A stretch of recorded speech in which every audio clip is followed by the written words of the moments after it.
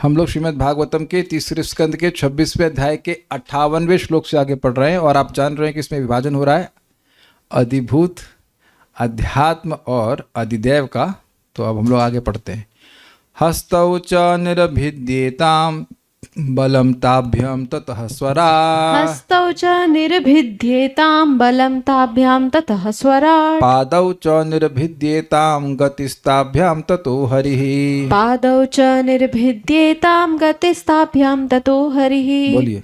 हस्तौ च निर्भिद्येतां बलं ताभ्यां ततः स्वराट्। हस्तौ च निरभिद्येताम बलम ताभ्याम ततः स्वराट्। पादौ च निर्भिद्येतां गतिस्ताभ्यां ततो हरिः। पादौ च निरभिद्येताम गतिस्ताभ्याम ततो हरिः।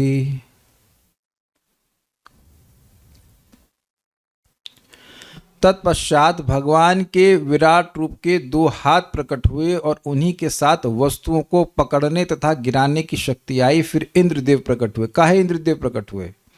क्योंकि इंद्र ही हाथों के नियामक देवता हैं। ठीक है। तदंतर 2 पांव प्रकट हुए। 1 मिनट रुक जाइए। दिग्गज में क्या है विभाजन? दोनों हाथ अधिभूत। हाथ में अगर बल होगा, कुछ पकड़ने की शक्ति होगी तो वो उसका सूक्ष्म हुआ ना, तो हो गया अध्यात्म, हो गया इजी। और जो उसके नियामक देवता इंद्र हैं वो हो गए इसके अधिदैव। ठीक है। तदंतर 2 पांव प्रकट हुए, उन्हीं के साथ चलने फिरने की क्रिया आई। तो चलने फिरने की पांव क्या हो गए? अधिभूत। चलने फिरने की क्रिया हो गई अध्यात्म। और इसके बाद भगवान विष्णु प्रकट हुए। देखिए यहाँ हरि या विष्णु नाम आया है, लेकिन इसको चक्रवर्ती पाद समझाते हैं कि ये एक देवता हैं जो भगवान विष्णु के द्वारा शक्ति प्रदत्त है। ये लोग दूसरे स्कंद में पढ़ चुके हैं। श्रीधर स्वामी कहते हैं विष्णु, लेकिन यहाँ पर विष्णु ना होकर के विष्णु, क्योंकि विष्णु हृदय में स्पेशली निवास करते हैं, तो विष्णु के द्वारा शक्ति प्रदत्त देवता को ग्रहण करना चाहिए जो कि चरण को कंट्रोल करते हैं। ठीक है। हस्तौ 2 हस्त, दोनों हाथ निर्भिद्यताम प्रकट हुए। च और ताभ्याम, उन दोनों से बल, उसमें बल आया यानी अध्यात्म आया। स्वराट, उसके देवता इंद्र हुए। अब देखिए स्वराट शब्द सामान्यतः भगवान के लिए प्रयोग होता है, लेकिन यहाँ पर कंटेक्स्ट में भगवान नहीं है तो इंद्र को ले आ रहा है। ततः उसके पश्चात पादौ निर्भिद्यताम, दोनों पैर प्रकट हुए। तथा ताभ्याम, उन दोनों से गति यानी गमन शक्ति अध्यात्म है। और तथा हरि, उसके देवता भगवान विष्णु उत्पन्न हुए। तो यहाँ भगवान विष्णु का मतलब क्या है? भगवान विष्णु के द्वारा शक्ति प्रदत्त एक देवता विशेष को रखा गया है यहाँ पर। ठीक है। भावार्थ दीप का स्वराट शब्द इंद्र का वाचक है और हरि शब्द विष्णु का वाचक है। ये श्रीला श्रीधर स्वामी पाद ने लिया है, लेकिन साराट दर्शनी थोड़ा अलग इसमें पॉइंट बोलते हैं। स्वराट मतलब इंद्र, इस कॉमन है। हरि अर्थात यहाँ हरि कहने से उनके आवेश अवतार विशिष्ट देवता हैं। मतलब वो कोई जीवात्मा है या जो भी देवता हैं, उनको भगवान हरि ने शक्ति दी है कि आप पांव को कंट्रोल करेंगे। यह संदर्भ में श्रीला जीव गोस्वामी के द्वारा कहा गया है। तात्पर्य, हाथों का अधिष्ठाता देव इंद्र और गति का अधिष्ठाता देव भगवान विष्णु हैं। विराट पुरुष के पांव प्रकट होने पर विष्णु का प्रकट हुआ। अब आगे नाड़ियों के बारे में। नाड़ी इज नॉट प्रभुपाद पे अनुवाद के नसें और नाड़ियाँ। That's interesting. अगर आप नस बोलते हैं तो उसमें रक्त बहेगा, नाड़ी बोलेंगे तो उसमें प्राणिक एनर्जी फ्लो करती है। तो खैर जो भी है, नाडयोस्य निर्भद्यन्त, नाड्योस्य निर्भिद्यन्त, ताभ्यो लोहितमाभृतम्, ताभ्यो लोहितमाभृतम्, नद्यस्ततः समभवन्, नद्यस्ततः समभवन्, उदरम निर्भद्यत, उदरम निर्भिद्यत। पढ़ते हैं। विराट शरीर की नाड़ियां प्रकट हुई और तब लाल रक्त कणिकाएं या रक्त प्रकट हुआ। इसके पीछे नदियां यानी नाड़ियों की अधिष्ठात्री, और तब उस शरीर में पेट प्रकट हुआ। पेट का बात आगे आएगी। सारार्थ दर्शनी कहते हैं लोहितम मतलब रक्त आदि को संचालित करने वाली इंद्रिय उत्पन्न हुई, ना कि केवल रक्त। लोहित जो शब्द है वो लाल को सूचित करता है। तो यहाँ कह रहे हैं कि ये जो खून बहने का सिस्टम है वो भी एक इंद्रिय है और उसको वो कंट्रोल होती है नदियों के द्वारा, जो नाड़ियों की देवी हैं। अस्य इस विराट पुरुष की नाड़ियां, नाड्य मतलब नाड़ियां, निर्भिद्यंत उत्पन्न हुई और ताभ्य उनसे लोहितम आवृतम रक्त उत्पन्न हुआ, अर्थात रक्त को संचालित करने वाली इंद्रिय उत्पन्न हुई। तथा उससे नद्या उसके देवता नदियां संभवन यानी उत्पन्न हुई और उदरम निर्भद्यता तत्पश्चात पेट प्रकट हुआ। तो पेट एक अलग अधिभूत है। नाड़ियां यहाँ पे क्या है? अधिभूत। Very good. और लोहितम जो रक्त संचालन की जो प्रक्रिया है वो क्या है? अध्यात्म। और अधिदेव क्या है? नदियां। ठीक है। तात्पर्य रक्त की नाड़ियों की तुलना नदियों से की गई है। जब विराट रूप में नाड़ियां प्रकट हुई तो विभिन्न लोकों में नदियां भी प्रकटी। नदियों का अधिष्ठाता देव नाड़ी मंडल का भी अधिष्ठाता है। आयुर्वेद चिकित्सा में तंत्रिका अस्थिरता रोग से पीड़ित व्यक्ति को बहती नदी में डुबकी लगाकर स्नान करने की संस्तुति की जाती। तो एक प्रश्न ये होगा कि बात तो विराट पुरुष शरीर की हो रही है, तो हमारे शरीर की बात क्यों आ रही है? आपको समझना होगा कि हम लोग का शरीर जो है उसका मॉडल जो है वो यूनिवर्स के आधार पर ही बना हुआ है। तो इसलिए हमारे शरीर में जो रसें हैं उसकी भी अधिष्ठात्री देवी कौन है? नदियां हैं। तो नदियों में स्नान करने से ये नर्वस सिस्टम का जो ब्रेकडाउन है या जो भी है वो ठीक हो जाता है, ऐसा करते हैं। पिछले श्लोक में पेट आ गया था, तो पेट से संबंधित क्या चीजें होंगी? भूख और प्यास। तो वो अब यहाँ पे आ रहे हैं। शुद्ध पिपासे ततः स्याताम समुद्रस्त्वेतयोरभूत्। क्षुत् पिपासे ततः स्यातां समुद्रस्त्वेतयोरभूत्। शुद्ध पिपासे ततः स्यातां समुद्रस्त्वेतयोरभूत्। क्षुत् पिपासे ततः स्यातां समुद्रस्त्वेतयोरभूत्। अथास्य हृदयं भिन्नं हृदयान् मन उत्थितम्। अथास्य हृदयं भिन्नं हृदयान् मन उत्थितम्। ये इंटरेस्टिंग है, बोलिए। क्षुत् पिपासे ततः स्यातां समुद्रस्त्वेतयोरभूत्। क्षुत् पिपासे ततः स्यातां समुद्रस्त्वेतयोरभूत्। अथास्य हृदयं भिन्नं हृदयान् मन उत्थितम्। अथास्य हृदयं भिन्नं हृदयान् मन उत्थितम्। तत्पश्चात भूख तथा प्यास की अनुभूतियां उत्पन्न हुई। ये क्या है? अध्यात्म है। अधिभूत था क्या? पेट, वो हो गया। और उनके साथ ही समुद्र प्रकट हुआ, ये हो गए अधिदेव। यानी कि भूख न लगे तो समुद्र में स्नान करना चाहिए। हमको नहीं पता, इट सीम्स लाइक पेट के देवता समुद्र हैं, समुद्र में स्नान कीजिए। फिर हृदय प्रकट हुआ और हृदय के साथ साथ मन प्रकट हुआ। हृदय इट सीम्स फिजिकल हार्ट की बात कर रहे हैं, इट सीम्स लाइक दैट। तथा उस पेट से शुद्ध पिपासे भूख और प्यास स्याताम उत्पन्न हुई। तू एतयो तथा इन दोनों के समुद्र मतलब देवता समुद्र अभूत उत्पन्न हुए, इनको नियमित करने वाले। अथ अस्य हृदयं भिन्नम तदंतर विराट पुरुष का हृदय प्रकट हुआ और हृदय से मन उत्पन्न हुआ। तो मन अध्यात्म हो गया, हृदय हो गया आपका अधिभूत, है ना। तात्पर्य समुद्र को पेट का अधिष्ठाता देव माना गया है, जहां से भूख तथा प्यास की अनुभूति उत्पन्न होती है। जब किसी को ठीक से भूख प्यास नहीं लगती तो आयुर्वेदिक उपचार में उस मनुष्य को समुद्र में स्नान करने की सलाह दी जाती है। I was speculating in right direction, ठीक है। तो भूख न लगे तो हमें चलना चाहिए समुद्र स्नान करने के लिए। पूरी चले वही स्नान करेगा। हाँ बोल नहीं, अरे पढ़ाई कैसे करें। अब ये इंपॉर्टेंट आ रहा है। तो देखिए, हृदय हो गया अधिभूत, मन हो गया अध्यात्म और चंद्रमा हो गए अधिदेव। और ऐसे आगे चलेगा। मनश्चंद्रमा जातो बुद्धिर्बुद्धिर गिराम पति। मनश्चंद्रमा जातो बुद्धिर्बुद्धिर्गिरां पतिः। अहंकारस्ततो रुद्रश्चित्तं चैत्यस्ततो भवत्। अहंकारस्ततो रुद्रश्चित्तं चैत्यस्ततो भवत्। एक चीज नोट कर रहे हैं आप, मन से चंद्रमा आ गए, बुद्धि से बुद्धि के पति ब्रह्मा जी आ गए, अहंकार से रुद्र आ गए और चित्त से चैत्य के भगवान, चित्त से चैत्य मतलब भगवान विष्णु आ गए। अधिभूत कहाँ है इसमें? Who can guess? किसकी दम है? अधिभूत कहाँ है? देखिए, अध्यात्म और अधिदेव तो दिख रहा है, अधिभूत क्या है इसमें? यस, निशा माता जी के लिए एक स्वीट रिजर्व कर दीजिए। This is very nice answer, very nice answer. एक ही जगह आपको पता होना चाहिए कि अंतःकरण को ही फंक्शनल डिफरेंस है, तो अब वो एक ही जगह में वो चारों चीजें रह रही हैं। This is very nicely seen, बहुत अच्छे से आपने ध्यान दिया।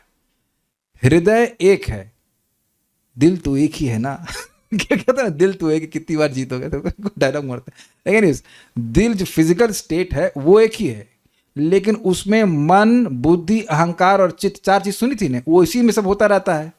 तो अधिभूत केवल एक है, अर्थात हृदय, और उसी से मन, बुद्धि, अहंकार और चित्त, वो अध्यात्म आ गया। और उसकी करस्पॉन्डिंग देवता क्या हो गए? चंद्रमा, ब्रह्मा, शिव जी और भगवान वासुदेव। हमने कहा वेरी इंटरेस्टिंग श्लोक, वेरी वेरी इंटरेस्टिंग श्लोक। अगर कैजुअल रीडिंग करेंगे तो कभी नहीं पकड़ पाएंगे कि बात हो क्या रही है। Very very nice, very nice, very nice observation, thank you. Ashutosh Prabhu ने पकड़ लिया, बड़े तेज हैं आप, तो नए हैं फिर भी पकड़ लिया आपने, वेरी गुड, वेरी गुड। मन के बाद चंद्रमा प्रकट हुआ, फिर यानी मन क्या हो गया? अध्यात्म, और चंद्रमा क्या हो गया? अधिदेव। फिर बुद्धि, बुद्धि हो गया अध्यात्म, और बुद्धि के बाद ब्रह्मा जी प्रकट हुए। कल कोई पूछ रहा था ना, वो कौन पूछ रहा था? आप पूछ रहे थे ना राधारमण प्रभु कि ये देवता है तो ब्रह्मा जी कहाँ? कौन तो पूछ रहा था? तो अब आ गए ब्रह्मा जी, अब संतुष्ट आ गए ना ब्रह्मा जी। ब्रह्मा जी भी आ रहे हैं, घबराई मत, आ गए ब्रह्मा जी। तब अहंकार, फिर शिव जी, और शिव जी के बाद चेतना तथा चेतना का अधिष्ठाता देव प्रकट हुए। और चेतना के अधिष्ठाता देव कौन है? भगवान विष्णु, भगवान वासुदेव। तो ये है मनस चंद्रमा जाता, मन से चंद्रमा उत्पन्न हुए। और उसके बाद एक मन में डाउट आएगा, मन से चंद्रमा उत्पन्न हुए, इसका क्या मतलब हुआ है? बुद्धि से ब्रह्मा जी उत्पन्न हुए, इसका क्या मतलब है? हमको कुछ नहीं समझ में आ रहा है। अध्यात्म से अधिदैव कैसे आ रहा है, ये तो हमको समझ में नहीं आ रहा है। अभी तक कुछ इस पर कुछ प्रकाश किया भी नहीं गया है कि अध्यात्म से अधिदैव कैसे आ रहा है। बस इतनी बात समझ में आ रही है कि इसका नियमन करने वाले हैं, इसके कॉरस्पॉन्डिंग एक व्यक्ति आ जा रहा है। मन को चंद्रमा मतलब मन आया तो मन को नियमन करने वाला कोई होना चाहिए, तो चंद्रमा आ गया, ऐसे बात है। एक बात और भी है, वी आर प्रिटी कंट्रोल्ड, है कि नहीं?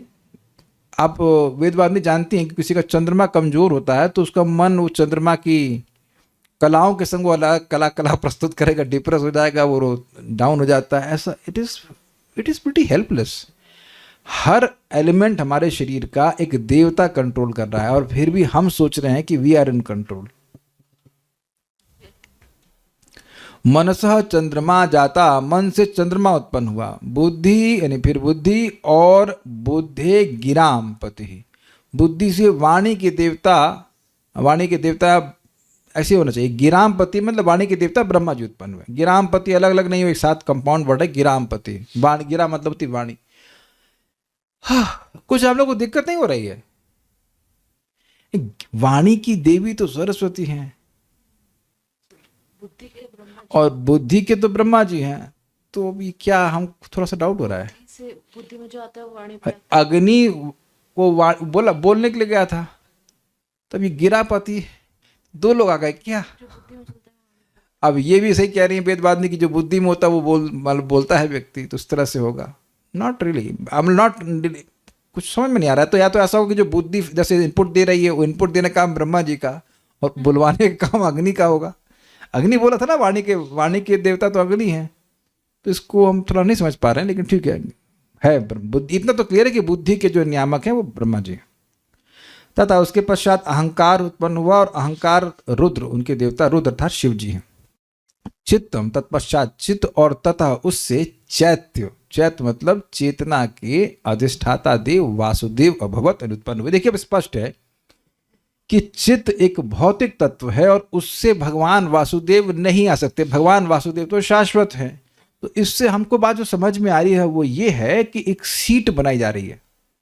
जैसे ये सीट से मैं नहीं आया हूं, आप लोग लगता है हम सीट से आए हैं। वेदवादिनी आप सीट से आई जो बैठी हुई है, ये आप लोग जो आसन में बैठे हुए वहां आसन सेट कर दिए गए तो आप आके बैठ गए।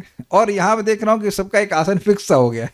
करना मित्रों यहाँ बैठेंगे, साइंटिस्ट प्रभु यहाँ, आपका तो नाम ही महावीर प्रभु यहाँ बैठेंगे, सुंदरा माता जी ने बाहर आता नहीं रखा। आप लोग भी देखो ना, अपने लिटरली नीतू सिंह माता जी के पीछे पर्दा वही रहता है कि नहीं? सेम आसन।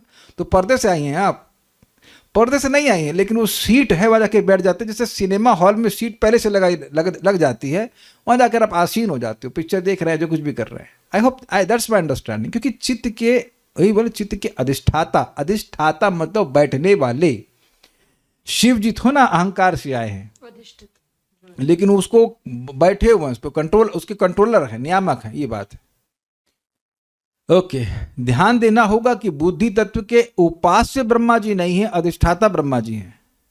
उपास्य कोई और थे, प्रद्युम्न थे या क्या थे? प्रद्युम्न थे। और मन के अनिरुद्ध थे, मन के अनिरुद्ध थे, बुद्धि के प्रद्युम्न थे, और अहंकार के उपास्य थे संकर्षण। लेकिन चित्त के अधिष्ठाता भी वासुदेव हैं और उपास्य भी वासुदेव हैं। आप कहेंगे नहीं, आप गलत बोल रहे हैं, वो अधिष्ठाता तो विष्णु थे। हाँ, विष्णु और वासुदेव में अंतर बताइए। हाँ, मैं मान रहा हूं कि हम पहले पढ़ चुके हैं कि अधिष्ठाता विष्णु है और उपास्य वासुदेव, लेकिन दोनों में भेद क्या है? भेद कुछ भी नहीं है, दोनों विष्णु तत्व हैं। तो आए नहीं है, उसको नियमन कर रहे हैं, उसको अधिष्ठित किए हुए हैं, इस सुपरवाइजिंग, कंट्रोलिंग, इस अर्थ में है। ठीक है, सारा दर्शनी। हृदय ही मन आदि, यानी मन, बुद्धि, अहंकार और चित्त, ये अंतःकरण चतुष्टय का अधिष्ठान है। ये समझ में आया? मन हो या बुद्धि हो या अहंकार हो या चित्त हो, इन सब का अधिभूत क्या है? हृदय है, गोलक, सॉकेट। तो डेफिनेटली ये जो है अब फिजिकल हार्ट के बारे में बात हो रही है, और समझना बिल्कुल कठिन नहीं है। आप लोग भी बात करते हैं तो अंतःकरण आप फील करते हो हृदय के। आप ही नहीं कहते मेरा दिल बहुत दुखाया आपने, ये मेरा दिल दर्द कर रहा है, मेरे दिल को मतलब पाम रख, मेरे दिल को बहुत दुखाया। आप देखिए वो फीलिंग नहीं आती मेरे दिल को, मेरा दिल, ऐसे ही बोलते हैं ना। तो ये दिल वाले क्षेत्र में ही चारों चीज़ें रहती हैं। गिरामपति मतलब वाणी के स्वामी ब्रह्मा है। चैत्य मतलब चित्त के अधिष्ठाता वासुदेव हैं और वही चित्त में उपास्य देवता है। वेदवादी चित्त क्या करता है? हम भूल गए, जरा बताएंगे? अरे आपको याद है? Wow, that's good. चित्त जो है वो ग्रहण करने का कार्य करता है। देखिए, रिपीटिशन का फायदा होता है, बार बार रिपीट कराते रहते ताकि उस बात को आप याद रखें अपने जप के समय। चित्त को अन्य चीज ग्रहण करने की बजाय हरिनाम की ध्वनि को ग्रहण करने में लगाना चाहिए। उसका भी प्रभाव डिस्कस करेंगे उसके ऊपर। So will discuss that further. अच्छा, अब ये क्या बोल रहे हैं? वही समष्टि जीव हिरण्यगर्भ के प्रद्युम्न रूप में अंतर्यामी हैं। समष्टि जीव हिरण्यगर्भ के प्रद्युम्न रूप में अंतर्यामी। देखिए, हिरण्यगर्भ है क्या चीज? तो हिरण्यगर्भ मतलब जितने भी जीव समूह है, सारे के सारे जीवों को एक साथ ले लीजिए, तो उनके वो मान लो एक टोटल एक व्यक्ति है, तो उसको हिरण्यगर्भ कहा जा रहा है। और उसके अंतर्यामी प्रद्युम्न रूप में भगवान है। प्रद्युम्न भगवान, जहां तक मैं समझ रहा हूं, भगवान महाविष्णु है।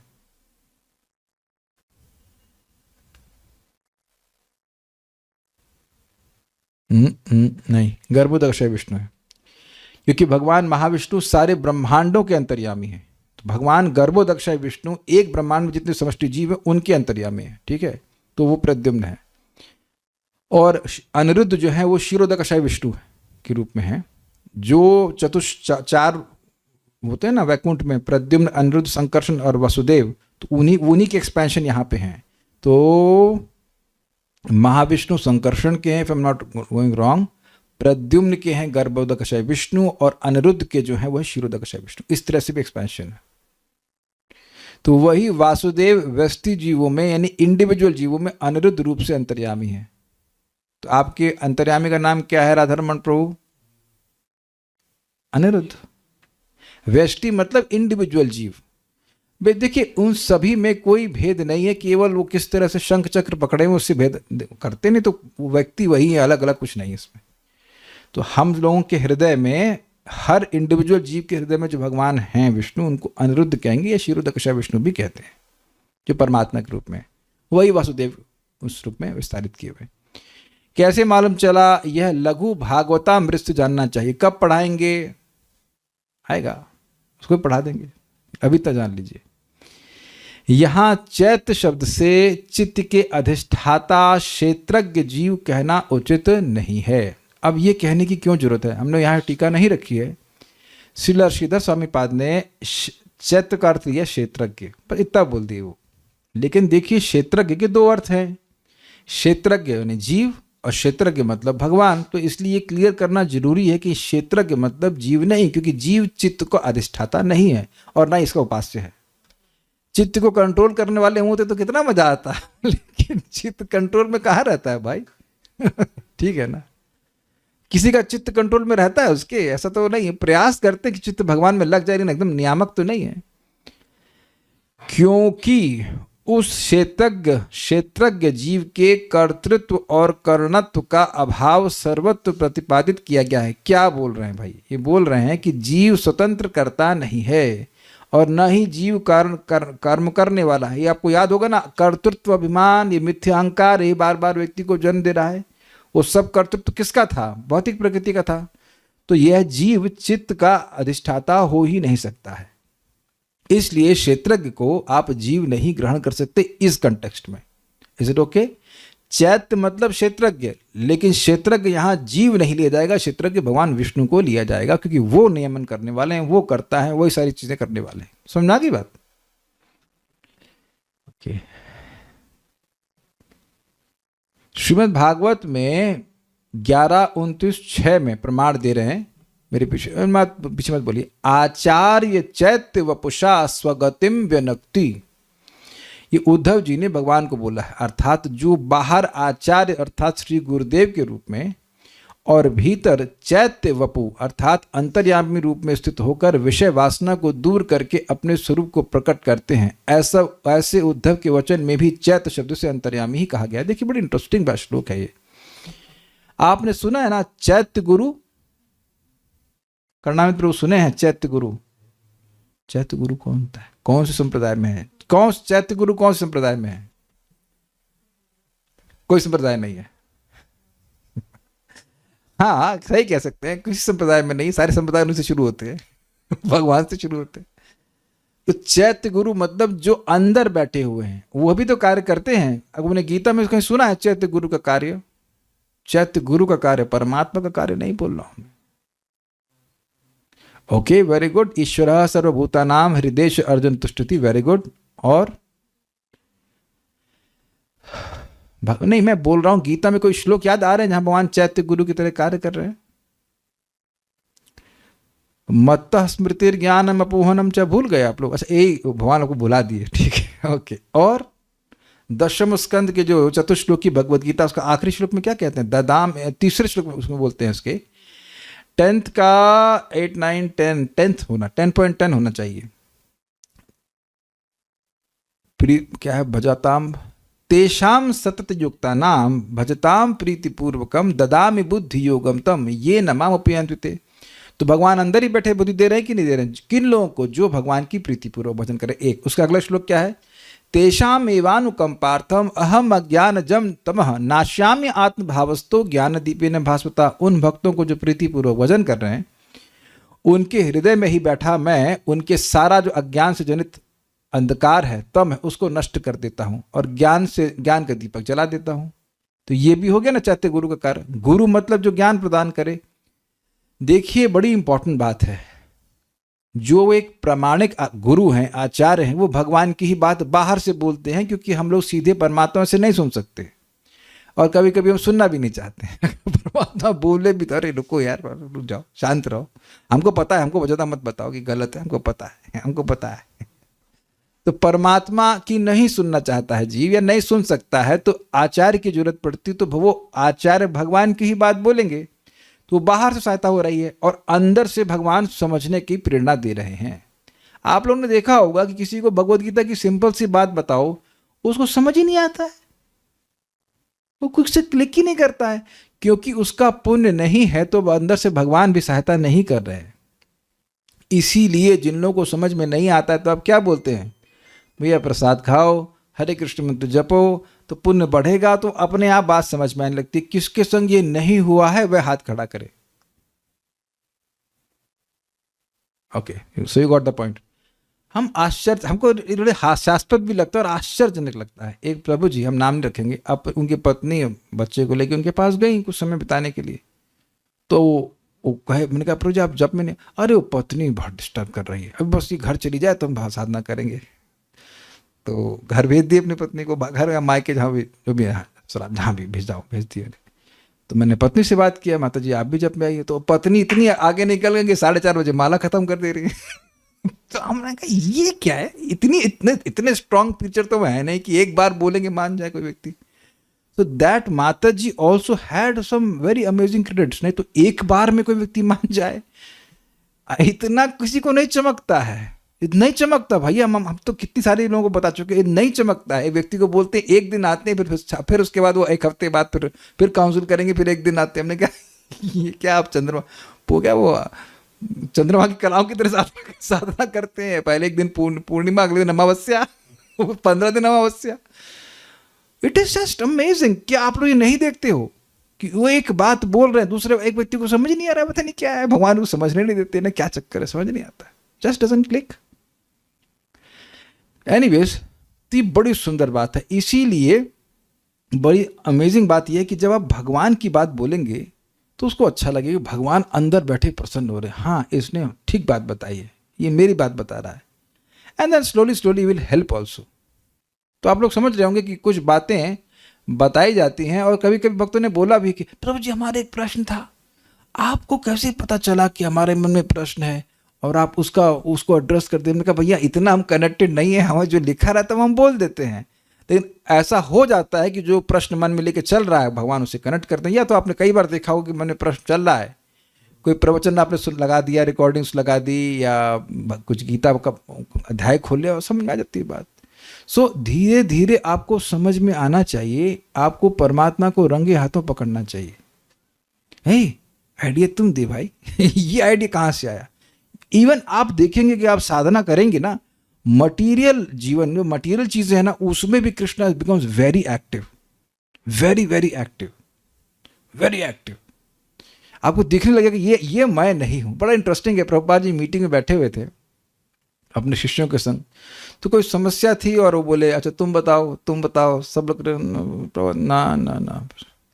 तो कई लोगों ने बोला, कोई सजेशन दी, फिर एकदम से प्रभुपाद जी ने बहुत सुंदर सेशन दिया। तो लोग बोले कि आपने पहले क्यों नहीं दिया। तो बोले कि कृष्ण ने मुझको नहीं दिया। He is so connected you know, and वो देख लिया कि हाँ ये कृष्ण ने आइडिया दिया, ऐसा करना चाहिए।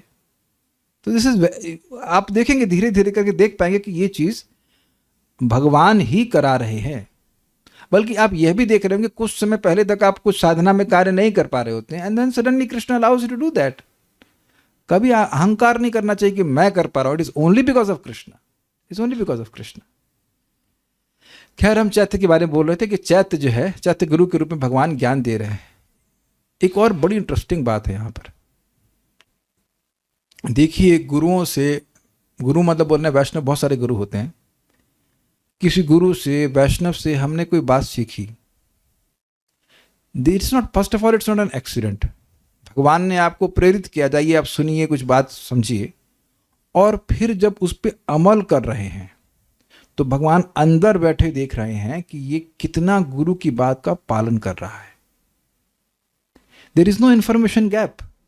कई बार लोग सोचते हैं गुरु जी के सामने हम साधना करें या गुरु जी को बताएं, गुरु जी का पर्सनल अटेंशन ड्रॉ करें, जब दीक्षा गुरु या शिक्षा गुरु होंगे तब ही हमारी प्रगति होगी। Wrong, no it's not like that. क्या आप मेरी बात समझ पा रहे हैं? The surveillance is 24 hours. भगवान देख रहे हैं कि ये अपने गुरु की आज्ञा कितना पालन कर रहा है ठीक से, और जितना ज्यादा अच्छे से पालन करेगा तो भगवान प्रसन्न हो जाएंगे। वो भेद नहीं है। भगवान, गुरु जी बोल रहे हैं हरे कृष्णा करने के लिए, तो भगवान भी हरे कृष्णा करने से प्रसन्न होंगे। It's very simple. आप देखो कि साधना सेवा करते समय कभी कभी लगता है इतना कोई नहीं देख रहा है। अरे जिसका देखना सबसे ज्यादा इंपॉर्टेंट है वो तो देख ही रहा है कि क्या कर रहे हैं। विजिबल साधना इसलिए बिकॉज परमात्मा इज इनविजिबल फॉर अस ना। विजिबल साधना नहीं होगी तो आप जानते हैं कि भक्त ही इनविजिबल हो जाएगा। दोनों चीज है, दोनों चीज होनी चाहिए। वो भी तो गुरु की आज्ञा है ना, भक्तों की आज्ञा कि हम साथ में बैठ के पढ़ें। पढ़ रहे हैं, साधना कर रहे हैं, सब लोग साथ में दिखते हैं, तो साधना अच्छी हो रही है कि नहीं हो रही है। लेकिन आप भी और भी चीज़ें हैं जो हम नहीं देख सकते, जैसे इंटेंशन। किस इंटेंशन से आप जब कर रहे हैं, किस इंटेंशन से क्लास दे रहे हैं, आप भोग लगाते हैं, वो तो कोई नहीं देख रहा ना। आप भगवान का भोग ला के प्रसाद खाते हैं, खुद ही गप्पे से खा जाते हैं, कौन जानता है? You don't know, is it not? एकांगी माता जी भोग लगाया था आपने खाने का, तो वीडियो तो भेजा नहीं आपने। तो वीडियो तो ना भेजते उसका भाई। I hope I getting this point. And this ये कोई इससे डरना नहीं चाहिए। This is such a relief, you know. ऐसा नहीं कि हमारे सर पे कोई तलवार लेके खड़ा हुआ है। शास्त्र आज्ञा है, और जब उसके अनुसार आप कर रहे हैं तो कोई संदेह नहीं होना चाहिए कि भगवान अंदर ही बैठे देख रहे हैं, और भगवान की प्रसन्नता मतलब आपकी प्रगति होगी। कृष्णा इज प्लीज्ड, देन ही यू मेक प्रोग्रेस। फाइन। तात्पर्य, परम पूज्य राधानाथ महाराज इस बात को वो कहते हैं कि do not demand personal attention, don't try to get that. भाई अपने प्रवचनों के द्वारा महाराज बहुत शिक्षा दे रहे हैं, बहुत सारी शिक्षा दे रहे हैं, उसको पालन कीजिए, अपने आप कनेक्टेड महसूस करेंगे, आप अपने आप आध्यात्मिक प्रगति महसूस करेंगे। ये बात है। तात्पर्य, मन के प्रकट होने पर चंद्रमा प्रकट हुआ, यह इस बात का सूचक है कि चंद्रमा मन का अधिष्ठाता देव है। तो इसी से समझ में आ रहा है प्रभुपाद की तात्पर्य से कि मन से नहीं बल्कि मन के प्रकट होने पर चंद्रमा जी आ गए, का मुझे बैठने का स्थान दो। इसी प्रकार ब्रह्मा जी बुद्धि के बाद प्रकट होने से बुद्धि के अधिष्ठाता देव हैं, और शिव जी अहंकार के बाद प्रकट होने वाले अहंकार के अधिष्ठाता देव हैं। दूसरे शब्दों में चंद्रमा सतोगुण, ब्रह्मा रजोगुण और शिव तमोगुण से सूचक के सूचक हैं, नियामक हैं। क्योंकि सात्विक अहंकार से मन आया था, राजसिक अहंकार से बुद्धि आई थी, और तामसिक अहंकार से अहंकार है। अहंकार मूलतः तमोगुण में होता है। अहंकार के पश्चात चेतना का उदय सूचित करता है कि प्रारंभ से भौतिक चेतना तमोगुण के अधीन रहती है, अतः मनुष्य को अपनी चेतना शुद्ध करके शुद्ध बनना होता है। मतलब सामान्यतः जो चेतना है वह अविद्या से प्रभावित है, यह कहते हैं, इसलिए शुद्ध होना जरूरी। देखिए बहुत सिंपल है कि अगर असीमित सुख अभी नहीं अनुभव कर रहे हैं तो अभी चित्त को शुद्ध करने की जरूरत है। फले न परिचायते, ठीक है। यह है शुद्धिकरण कृष्ण चेतना यानी कृष्ण भावनामृत कहलाती है। चेतना के शुद्ध होते ही अहंकार दूर हो जाता है। लाइनें जैसे पढ़ी जा रही हैं तो समझ में आ रहा हो कि महत्वपूर्ण हैं। आत्मा के साथ शरीर की पहचान मिथ्या पहचान या अहंकार कहलाती है, मिथ्या अहंकार कहलाती है। भगवान चैतन्य अपनी कृति शिक्षाष्टक में इसकी पुष्टि करते हैं। वे कहते हैं कि हरे कृष्ण महामंत्र के उच्चारण करने का पहला परिणाम यह निकलता है कि चेतना यह मन रूपी दर्पण से धूल हट जाती है, और तब तुरंत ही संसार की प्रज्वलित अग्नि समाप्त हो जाती है। यह संसार की अग्नि अहंकार के कारण होती है, किंतु अहंकार के हटते ही मनुष्य को अपने वास्तविक स्वरूप का पता चल जाता है। थोड़ा समझाता हूं इस बात को। देखिए, चेतो दर्पण मार्जनम भव महादावाग्नि निर्वापणम, ठीक है। तो चेतो दर्पण, चित्त ही दर्पण है। क्लियर हुआ? तो यानी कि चित्त जो चीज़ों को ग्रहण करता है और फिर वही सब चीज़ें मन में दिखाई पड़ती, दोबारा से रिफ्लेक्शन आते हैं। तो चित्त कैसे पवित्र होगा? हरि कीर्तन से पवित्र होगा। क्लियर हो गया? अब उसके बाद बोल रहे हैं कि भव महादावाग्नि निर्वापणम। देखिए, भव महादावाग्नि है क्या? जो जीव की भोग वासना है उसी का जंगल बना है, उसी में अग्नि लगी हुई है। तो अगर पेड़ ही नहीं रहेगा तो क्या दावानल हो सकती है? It is not kitchen Anal, it is दावानल। जब जंगल ही नहीं रहेगा तो फिर कैसे रहेगी दावानल? ये बताइए आप। वेदवादी समझ पा रहे हैं बात? तो भगवान का नाम उच्चारण करने से मिथ्या अहंकार समाप्त। और आपने बिल्कुल क्लियर समझा था, अहम मम अभिमानवथै काम लोभाधि भेल मलई। सारे अनर्थों का मूल है मिथ्या अहंकार, कि मैं ये देह हूं। सब समझ पा रहे हैं बात? रिपीट ही कर रहा हूं, बात समझने वाली है। तो जैसे जैसे भगवान का नाम बोलता जाता है, जीव जितना ज़्यादा बोलता चला जाएगा और हो सके तो थोड़ा ध्यानपूर्वक करने का प्रयास करेगा, तो वो देखेगा कि वासनाएं गायब हो रही हैं। वासना रहेगी, यानी एक पेड़ भी रहा तो जलन महसूस होगी। इसको आप प्रैक्टिकल अनुभव कर सकते हैं कि भागवत सुनने की वासना इच्छा है, नाम जप करने की इच्छा है, तो कभी हृदय में जलन नहीं होती। सब लोग स्वीकार है अनुभव रूप से? Are you self realise in this point? अगर आपके मन में यह हो भावना कि मैं कल सुबह उठ के जाऊं, मतलब जप करूंगा, तो किसी को दुख होता है इस वासना से? नहीं होता है, कभी हुआ ही नहीं है। आप भगवान की कोई भी सेवा की इच्छा करिए, कभी जलन नहीं होती। ये क्लियर एकदम दिख रहा है? लेकिन जब भी कोई भौतिक वासना आती है, उसी समय जलन शुरू हो जाती है। ये सब लोग देख रहे हैं कि नहीं? देखिए, ये श्लोक हम यहाँ पे ऐसे बस थ्योरी में पढ़ के जाएंगे तो हमें बहुत क्रोध आएगा कि कुछ समझा ही नहीं। इतने बुड़बक हमको नहीं होना है। We must realise, this is called self realisation.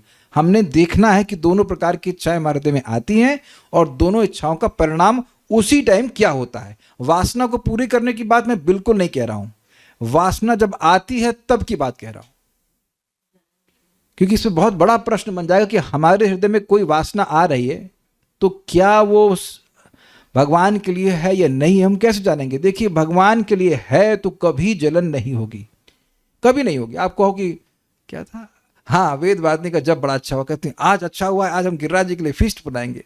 अब बनाई कि नहीं बनाए हमको पता नहीं, लेकिन वो जो फीस्ट बनाने की इच्छा थी गिरिराज जी के लिए, उससे सुखी हुई थी कि नहीं? आप you should realize this कि जब हम वही चीज, अगर कोई व्यक्ति कहे कि हम नाम नहीं रखना चाहते, एनी सेंस ग्रेटिफिकेशन, कुछ भी, मान लीजिए कोई कहे मैं मायापुर जाऊंगा, भगवान का दर्शन करूंगा, कितना मन में सुख होता है।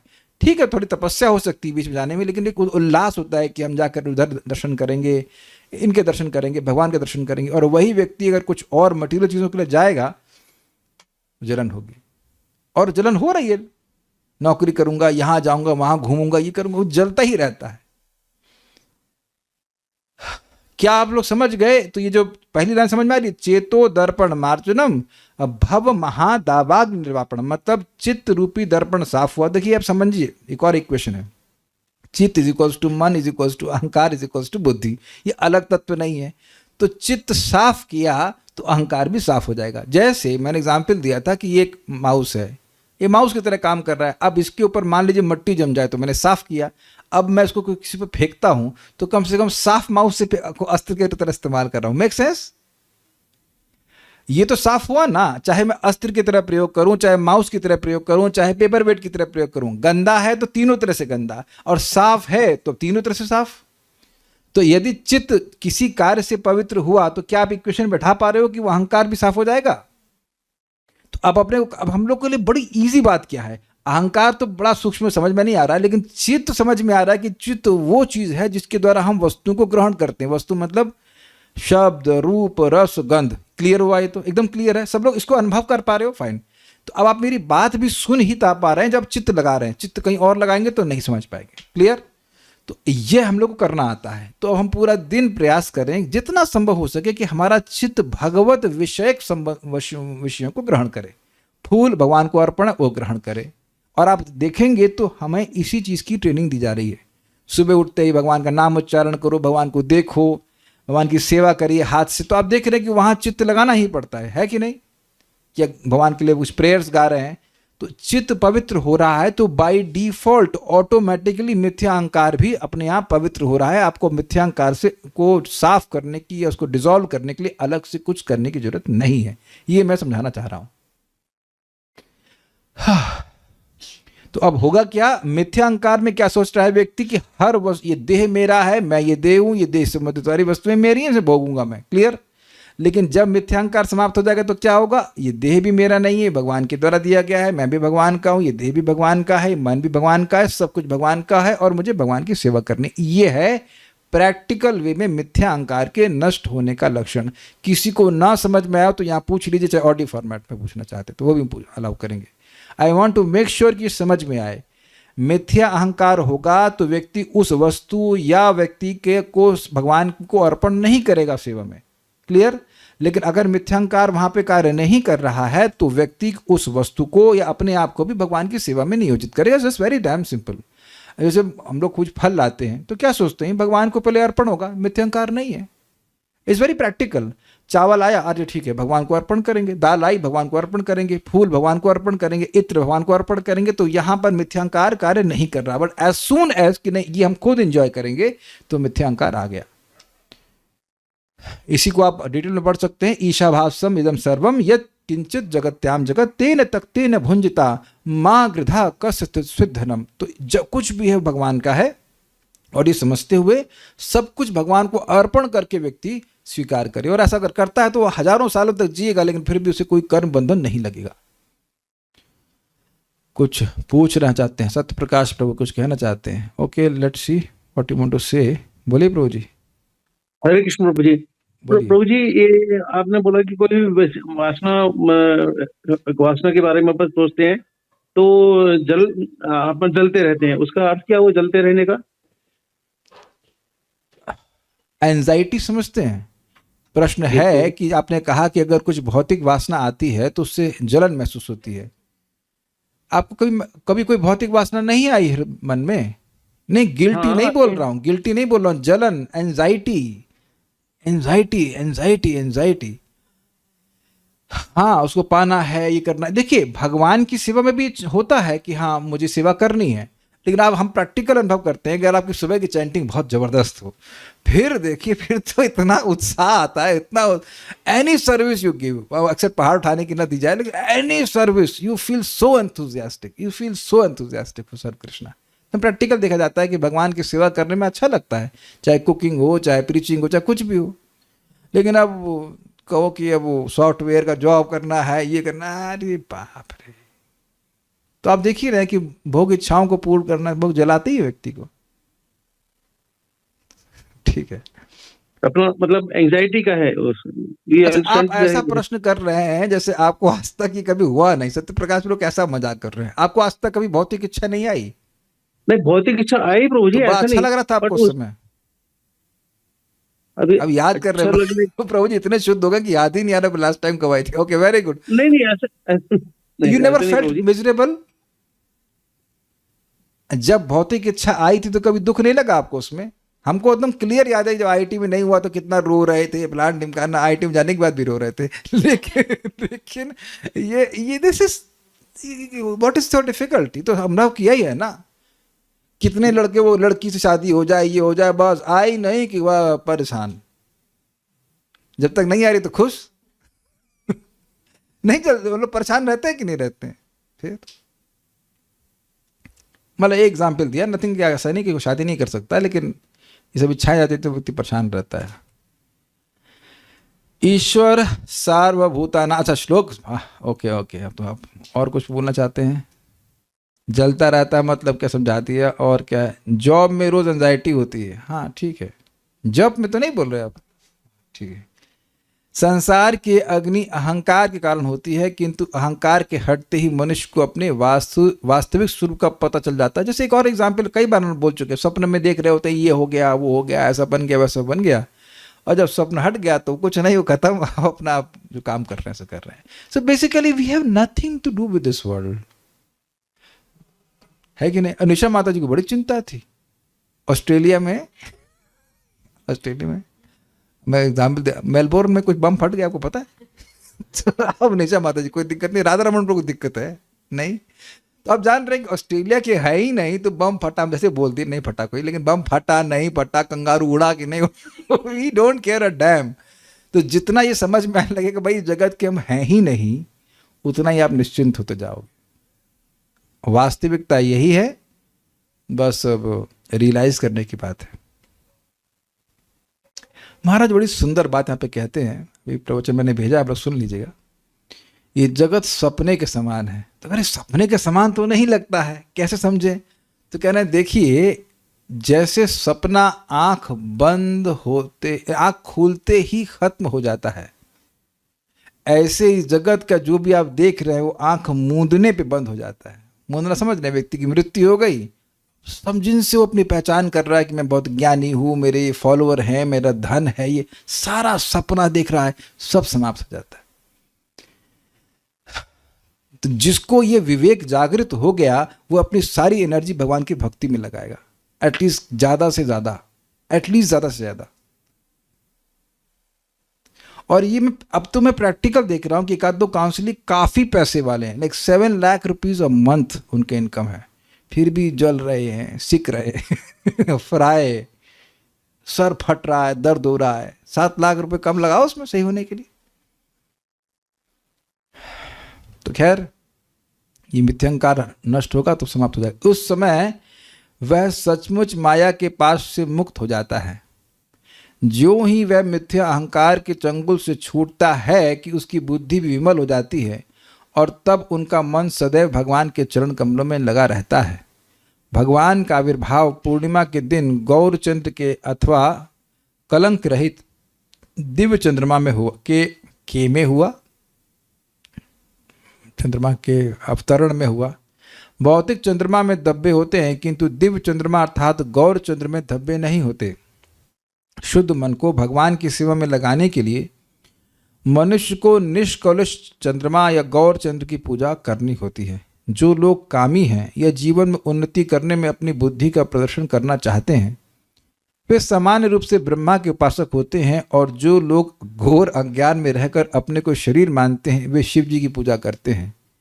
हिरण्यकशिपु तथा रावण जैसे भौतिकतावादी व्यक्ति ब्रह्मा या शिव के उपासक होते हैं, किंतु कृष्ण चेतना में रहने वाले प्रहलाद तथा अन्य भक्त परमेश्वर की उपासना करते हैं। एक मजेदार बात यह है कि यद्यपि ब्रह्मा जी बुद्धि के अधिष्ठाता देवता हैं, लेकिन हिरण्यकशिपु को बुद्धि नहीं दे पाए कि बेटा कोई अमर नहीं हो सकता, मैं खुद भी अमर नहीं हूँ। देने का प्रयास किया लेकिन वहाँ ना दे पाए। तो एक मजेदार बात यह कि देवता लोग वस्तु में देते हैं लेकिन बुद्धि बिल्कुल नहीं देते हैं। और शिव जी के उपासक तो आप देख ही रहे, रावण, आपको पता है रावण शिव जी को भी डिस्टर्ब करना चाह रहा था कि वो पार्वती जी को हत्या ले। This is how this are people are. और ऐसे वो भाई साहब थे, क्या नाम था उनका, विरकासुर।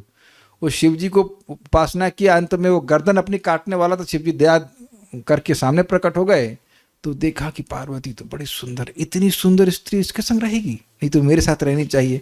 तभी वो मांगा कि जिसके सर पर रखूं वो मर जाए। अदरवाइज इसका क्या मतलब है इस बेनेडिक्शन का। और फिर शिव जी के पीछे भागा मारने के लिए।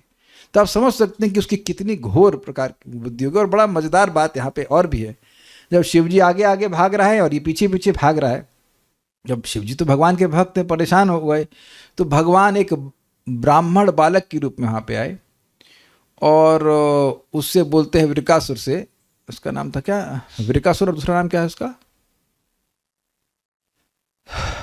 भूल रहा हूँ, एनीवेज विरकासुर उसका नाम था। तो शकुनी का बेटा था।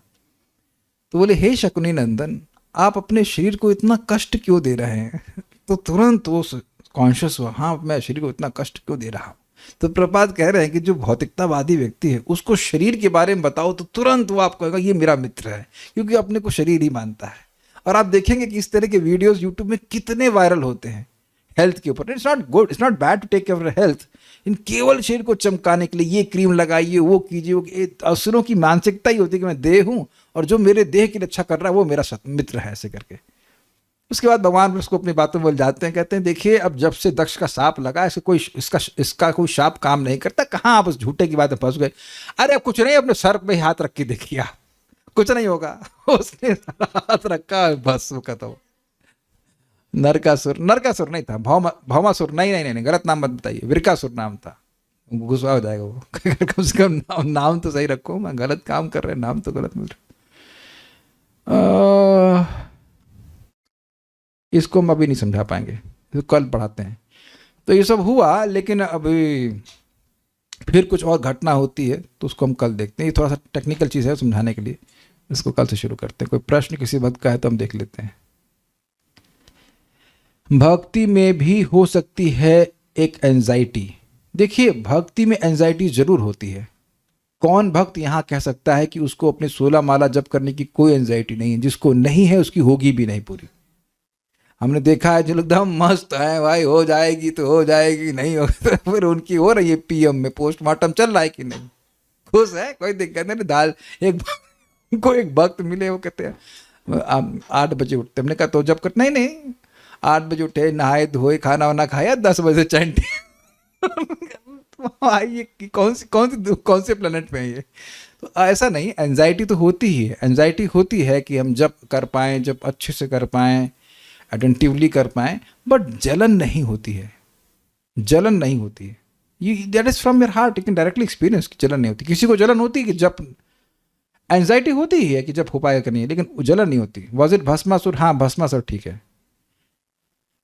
भगवान के विशतर बारे कोई डायग्राम है? भगवान के विराट रूप के बारे में कोई डायग्राम है? कोई प्रभु जी मुझे समझ में नहीं आ रहा है ठीक से। देखिए, आप वीडियो ऑफ करके क्लास सुन रहे हैं जहाँ तक हम समझ रहे हैं, तो अब आप क्या कर रहे हैं? गोभी की सब्जी बना रहे हैं और विराट रूप के बारे में सुन रहे हैं, तो उसके बारे में हमारी कोई रिस्पॉन्सिबिलिटी नहीं है। क्या दोबारा पढ़े? अब आप कह रहे हो कि फ़ोटो दिखाइए, क्या फ़ोटो नहीं दिखाई थी? दिखाई थी, और कॉमिक्स बनाऊँ यहाँ पे तो कुछ तो बुद्धि लगानी पड़ेगी ना। तो आप लोगों को ऐसा प्रश्न करेंगे कि नहीं समझ में आ रहा, तो फिर हमको नहीं समझ में आ रहा कि क्यों समझ में नहीं आ रहा है। अब दिख रहे हैं आप, अब वीडियो ऑन कर रहे हैं, तो इट्स ओके। आप सब्जी बनाते हुए आप विराट रूप समझ लिए तो ठीक है। केमिस्ट्री भी तो ऐसे समझे थे ना, सब्जी बना कर। भाई, विद्या भागवता अवधि, विद्या की हाईएस्ट लिमिट है भागवत। वो सब्जी बनाते हुए आप सीख रहे हो, हमें कोई आपत्ति नहीं है, लेकिन कम से कम ब्लेम तो मत करो कि समझ में नहीं आ रहा। आपको लगता है क्यों? वेद बात नहीं, हम दाल का छौंका लगा के बड़ा क्लास तैयार दाल में चौक लगा रहे हैं, चावल जीरा राइस बना रहे हैं और क्लास तैयार कर रहे हैं। अरे दिमाग एकदम लगाना पड़ता है, तब जाके समझ में आती है बात। तो अब उसकी रिस्पॉन्सिबिलिटी हमारी नहीं है। 25% हमने बढ़ा दिया। ये देखिए, निशा माता जी एग्जाम्पल ले लीजिए, बच्चों को लेकर टांग करके एकदम क्या इनको खाना नहीं बनाना पड़ता है? सब कुछ करती हैं, लेकिन बैठ के सुन रही हैं। तो भागवत ऐसी चीज़ भी नहीं है कि अब एकदम आपको समझ में आ जाए। कोई बात नहीं, हरे कृष्ण मन समझ में आ रहा है, करिए, ठीक है। Okay, will stop now. Shrimad Bhagavatam की जय, श्रील प्रभुपाद की जय, निताय गौर प्रेमानंदे।